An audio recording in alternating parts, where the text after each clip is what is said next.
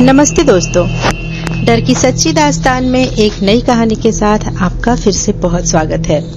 उम्मीद करती हूँ आपको मेरी कहानियाँ अच्छी लग रही होंगी। तो चलिए आज की कहानी में आगे बढ़ते हुए मैं आपको सुनाती हूँ एक डरावनी रात की कहानी। यह कहानी गांव में रहने वाले एक बंटी नाम के लड़के की है। वह परीक्षा देने के लिए गुजरात जा रहा था। ठंडी का दिन था, चारों तरफ से कोहरा छाया हुआ था। आमने सामने कोई भी नहीं दिख रहा था। पूरे 15 घंटे के बाद वह गुजरात पहुंचा। परीक्षा अगले दिन थी, इसलिए वह एक होटल में रहने के लिए सोचा और रात हो गई थी, कहीं कुछ मिल भी नहीं रहा था।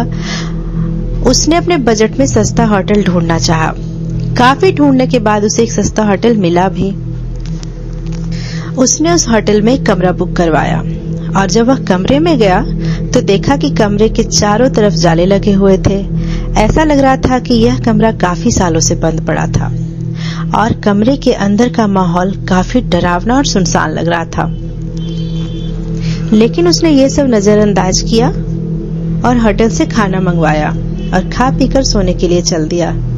जब वह सो रहा था तो लगभग रात के 1 बजे के कमरे में किसी के पायल के घुंघरूं की आवाज सुनाई दी। बंटी तुरंत नींद से उठ गया और जल्दी से खिड़की के पास गया, ये पता करने के लिए कि इतनी रात को किसके पायल की आवाज सुनाई दे रही थी और इस सुनसान रास्ते में आधी रात को कौन घूम रहा है। क्योंकि वहां होटल में बंटी और मैनेजर के अलावा और कोई भी नहीं था, तो ये फिर किस औरत के पायल की आवाज सुनाई दे रही थी। बंटी खिड़की पर काफी देर तक खड़ा रहा, लेकिन उसे कोई भी दिखाई नहीं दिया। फिर उसने अपने कमरे से मैनेजर को फोन किया और उसे बताया कि मुझे इतनी रात को कब से किसी की पायल की आवाज सुनाई दे रही है। आपको भी दे रही है क्या? मैनेजर ने कहा कि सर ऐसी कोई बात नहीं है, आपको हवा से ऐसा लग रहा होगा। वैसे भी ये जंगली इलाका है, यहाँ पर तो हल्की हवा भी तूफान जैसी लगती है। आप सो जाइए, ऐसी कोई बात नहीं है। बंटी मैनेजर की बात पर भरोसा करके फिर से सोने चला गया।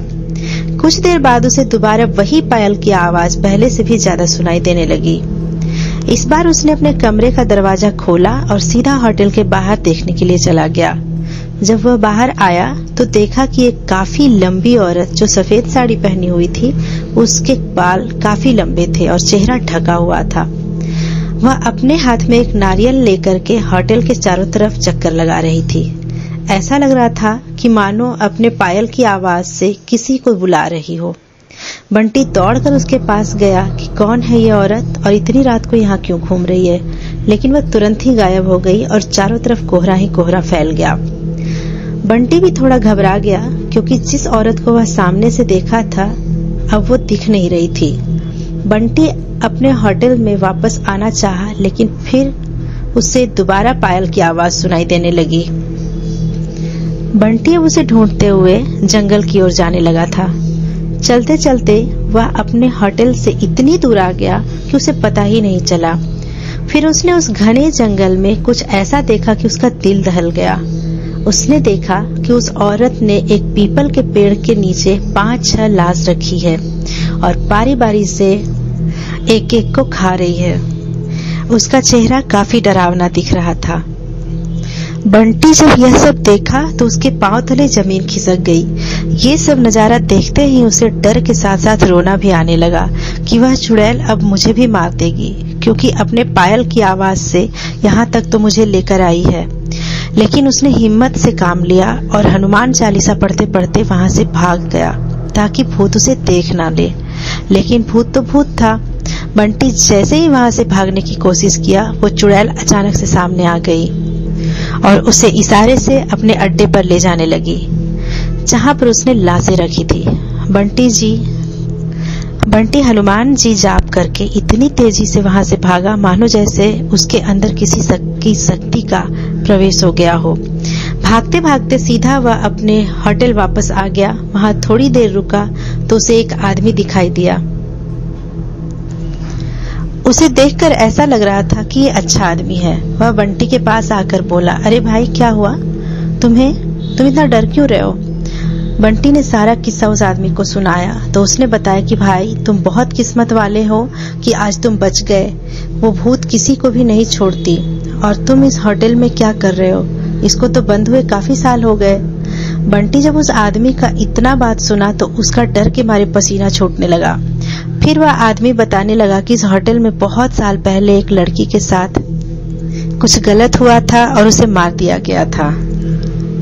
लड़की तो मर गई लेकिन किसी को भी नहीं छोड़ी और जो भी रात के समय इस रास्ते से गुजरता है सबको अपने कब्जे में कर लेती है और मार देती है। और कुछ दिन बाद उस होटल पर पुलिस का छापा पड़ा और ये होटल बंद हो गया। बंटी जब उस आदमी की पूरी बातें सुना तो वह बहुत जोर जोर से रोने लगा, ये सोचकर कि आज मैं मर जाता। फिर वो आदमी बंटी को चुप कराया और बोला, चलो आज रात तुम मेरे घर रह लो, मेरा घर पास में ही है, डरो मत, अब मैं आ गया हूं ना। बंटी उस आदमी को धन्यवाद दिया और उसके साथ उसके घर चला गया और अपने आप को एक वादा किया कि आज के बाद वह कभी भी भूल कर भी किसी अनजान जगह पर नहीं रुकेगा, ना ही जाएगा। तो कैसी लगी ये एक डरावनी रात की कहानी? उम्मीद है आपको अच्छी लगी होगी।